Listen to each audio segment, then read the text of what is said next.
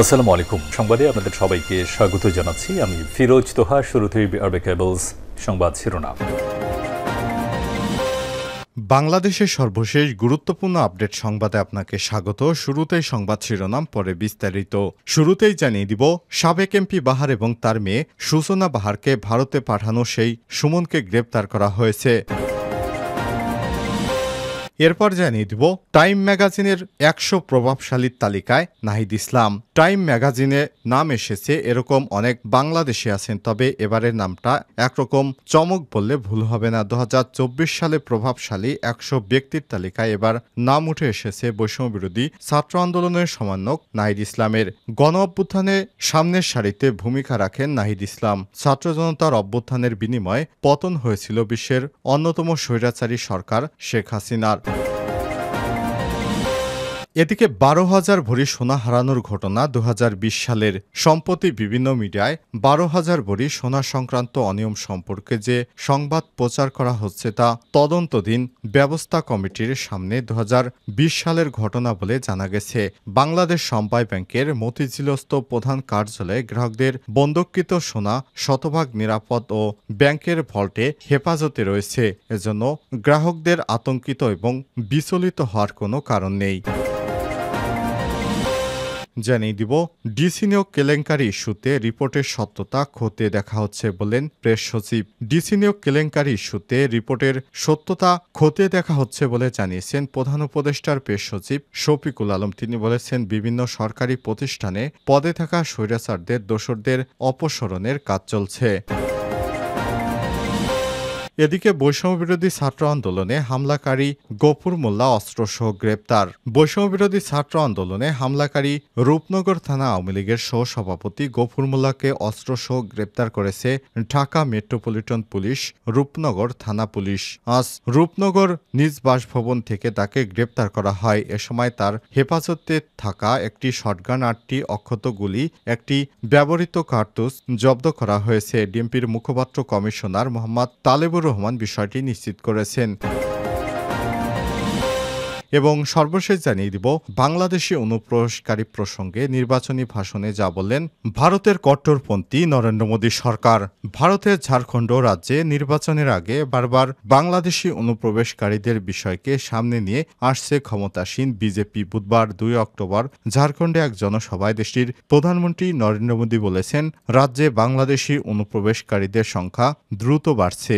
এর আগে দেশটির প্রতিরক্ষামন্ত্রী রাজনাথ সিং, স্বরাষ্ট্রমন্ত্রী অমিত শাহ এবং আসামের মুখ্যমন্ত্রী হেমন্ত বিশ্ব শর্মার মতো বিজেপি নেতারাও একাধিকবার মন্তব্য করেছে, বাংলাদেশি অনুপ্রবেশকারীদের জন্যই ঝাড়খণ্ডের জন্য বিন্যাস বদলে যাচ্ছে।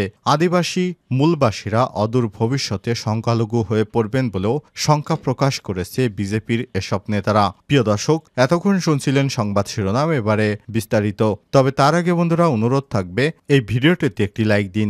এই চ্যানেলে আপনি নতুন হয়ে থাকলে আমাদের সংবাদটি দেখতে দেখতে চ্যানেলটি সাবস্ক্রাইব করে রাখুন। কমেন্ট করে আপনার মূল্যবান মতামত জানিয়ে দিন বন্ধুরা, আপনি বিশ্বের কোন দেশ থেকে বা বাংলাদেশের কোন স্থান থেকে আমাদের সংবাদটি দেখছেন এবং শুনছেন। এবারে বিস্তারিত। সাবেক এমপি বাহার এবং তার মেয়ে সূচনাকে ভারতে পাঠানো সেই সুমন গ্রেপ্তার। কুমিল্লা সীমান্ত পথে সাবেক এমপি আকম বাহারউদ্দিন বাহার এবং সাবেক মেয়র তাহসিন বাহার সূচনা অবৈধভাবে লোক পাচারকারী মাদক কারবারি মোহাম্মদ সুজন মিয়া মেম্বারকে গ্রেপ্তার করেছে গোয়েন্দা পুলিশ। বৃহস্পতিবার ৩ অক্টোবর আদালতের মাধ্যমে তাকে জেল হাজতে প্রেরণ করা হয়েছে। সুমন জেলার ব্রাহ্মণপাড়া উপজেলা শশীদল ইউনিয়ন ৩ নম্বর ওয়ার্ডের সদস্য এবং উপজেলা তেঁতুলিয়া গ্রামের আলী আশরাফের ছেলে। তার বিরুদ্ধে বৈষম্যবিরোধী ছাত্র আন্দোলনে গুলি চালিয়ে হত্যাসহ বিভিন্ন অভিযোগে ৫টি মামলা রয়েছে। পুলিশ জানায়, গত ৫ আগস্ট সরকারের পতনের পর সুমন মেম্বারের বিরুদ্ধে কুমিল্লা সদর আসনের সাবেক এমপি আকম বাহাউদ্দিন এবং তার মেয়ে কুমিল্লা সিটি সাবেক মেয়র তাহসিন বাহার সূচনাকে ব্রাহ্মণপাড়ার সীমান্ত দিয়ে ভারতে পাঠানোর অভিযোগ উঠেছে। ওই দুইজনকে ভারতে পাঠানোর পর সুমন মেম্বারের মোবাইল ফোনের ভিডিও কলের স্ক্রিনশট সামাজিক সামাজিক যোগাযোগ মাধ্যমে ভাইরাল হয়ে যায়। এরপর থেকে তাকে গ্রেপ্তার করে থানা এবং ডিবি পুলিশ অভিযান শুরু করে গ্রেপ্তার করতে।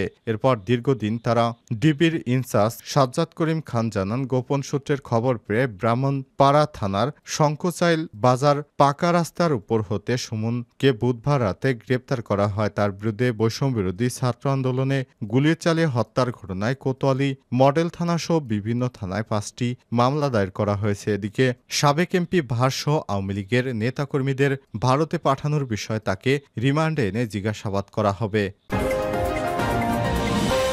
টাইম ম্যাগাজিনের 100 প্রভাবশালী ব্যক্তিদের তালিকায় নাহিদ ইসলাম। টাইম ম্যাগাজিনের নাম এসেছে এরকম অনেক বাংলাদেশি রয়েছেন, তবে এবারে নামটা অন্যরকম বলে চমক ভুলবেন না। 2024 সালে প্রভাবশালী 100 ব্যক্তির তালিকায় এবার নাম উঠে এসেছে বৈষম্যবিরোধী ছাত্র আন্দোলনের সময় অন্যতম সমন্বয়ক নাহিদ ইসলামের। গণঅভ্যুত্থানের সামনের সারিতে ভূমিকা রাখেন নাহিদ ইসলাম। ছাত্র জনতার অভ্যুত্থানের বিনিময়ে পতন হয়েছিল বিশ্বের অন্যতম শক্তিশালী এক স্বৈরাচারের। প্রতি বছর বিশ্বের প্রভাবশালী 100 ব্যক্তির এই তালিকা প্রকাশ করে বিখ্যাত সাময়িকীটি। 1999 সাল থেকে প্রতি বছর এই তালিকা প্রকাশিত হচ্ছে। টাইম ম্যাগাজিন নাহিদের সম্পর্কে লিখেছে, আন্দোলনে অনেক নেতার মধ্যে নাহিদ অন্যতম। বাংলাদেশের গোয়েন্দা সংস্থা দ্বারা নির্যাতনের শিকার হওয়ার পর জনমানুষের কাছে তার পরিচিতি আরও বাড়তে থাকে।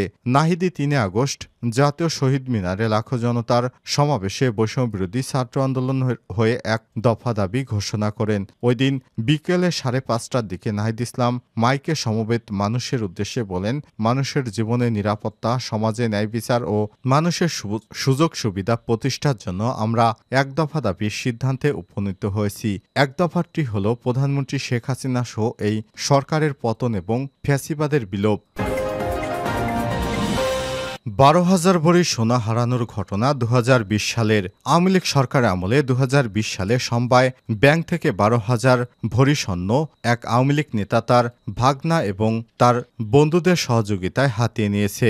বর্তমানে এই বিষয়টি সামাজিক যোগাযোগ মাধ্যমে ঘুরপাক খাচ্ছে। অনেকেই বলছেন, বর্তমান অন্তর্বর্তীকালীন সরকারের আমলে এই চোরাচালানের ঘটনাটি ঘটেছে, কিন্তু প্রকৃতপক্ষে 2020 সালের ঘটনা। শেখ হাসিনার আমলে বিষয়টি ধামাচাপা দিয়ে রেখেছিল তারা। বিজ্ঞপ্তিতে বলা হয়েছে, বাংলাদেশ সমবায় ব্যাংক 1958 সাল থেকে সদস্য সমবায় সমিতির অনুকূলে এবং 2009 সাল থেকে মতিঝিল ব্যাংকের প্রধান কার্যালয়ে নিজস্ব কাউন্টারের মাধ্যমে সোনা বন্দুক রেখে ঋণ প্রদান করে আসছে। ব্যাংকের সদস্য সমবায় সমিতি Narayanganj co operative credit limited 1958 সাল থেকে তাদের সদস্যদের সোনা সমবায় ব্যাংক লিমিটেডে পুনঃবন্ধক রেখে ঋণ গ্রহণ করত।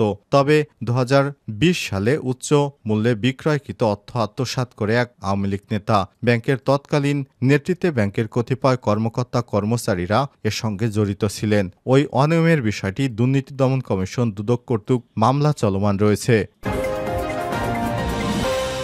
ডিসি নিয়োগ কেলেঙ্কারি ইস্যুতে রিপোর্টের সত্যতা খতিয়ে দেখা হচ্ছে, বললেন প্রেস সচিব। ডিসি নিয়োগ কেলেঙ্কারি ইস্যুতে রিপোর্টের সত্যতা খতিয়ে দেখা হচ্ছে বলে জানিয়েছে প্রধান উপদেষ্টার প্রেস সচিব শফিকুল আলম। তিনি বলেছেন, বিভিন্ন সরকারি প্রতিষ্ঠানে পদে থাকা স্বৈরাচারের দোসরদের অপসারণের কাজ চলছে। বৃহস্পতিবার 3 অক্টোবর সন্ধ্যায় ফরেন সার্ভিস একাডেমিতে প্রেস ব্রিফিংয়ে তিনি এসব কথা বলেন। প্রেস সচিব বলেন, রাষ্ট্র সংস্কারের 6টি মধ্যে 5টি কমিশন চূড়ান্ত হয়েছে।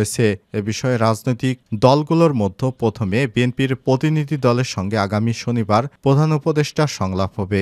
গণমাধ্যমের স্বাধীনতা নিয়ে কোনো বাধা নেই উল্লেখ করে শফিকুল আলম বলেন, তবে ডিসইনফরমেশন যেন না প্রচার করে সেদিকে খেয়াল রাখতে হবে।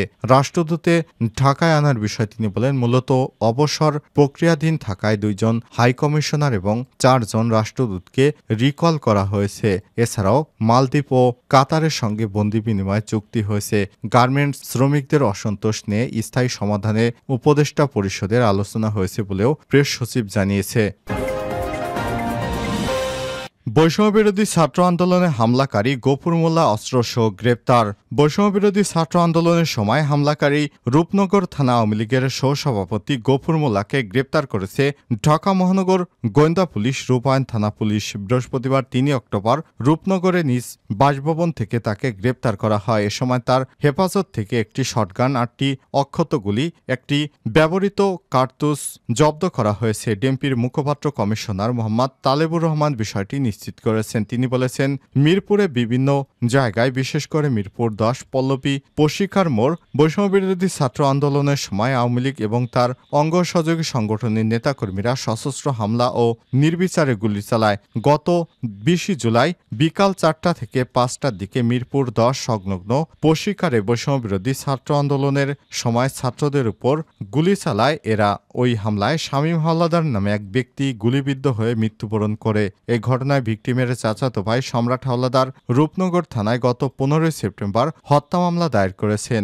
মামলাটি তদন্তকালে ঘটনাস্থলের বিভিন্ন ভিডিও ফুটেজ ও বিভিন্ন ইলেকট্রিক ও প্রিন্ট মিডিয়ায় পাওয়া ফুটেজ পর্যালোচনা করে প্রাপ্ত তথ্যের ভিত্তিতে গফুর মোল্লাকে এই ঘটনায় জড়িত থাকার বিষয় শনাক্ত করা হয়। পরে আজ বৃহস্পতিবার তার নিজ বাসভবন থেকে তাকে গ্রেপ্তার করা হয়েছে। তদন্ত সংশ্লিষ্টরা জানিয়েছে, গফুর মোল্লা তার নামের লাইসেন্সকৃত শটগানের জন্য 2001 সালে 50টি, 2006 সালে 25টি এবং 2013 সালে 25টি মোট 100টি গুলি ক্রয় করে। রূপনগর থানা পুলিশ তার কাছ থেকে একটি শটগান, 8টি অক্ষত গুলি এবং একটি ব্যবহৃত কার্তুজ উদ্ধার করেছে। বাকি 92টি গুলির বিষয়ে তিনি সন্তোষজনক কোনো জবাব দিতে পারেননি। তার মানে তিনি এই গুলিগুলো শিক্ষার্থীদের হত্যার কাজে ব্যবহার করেছেন।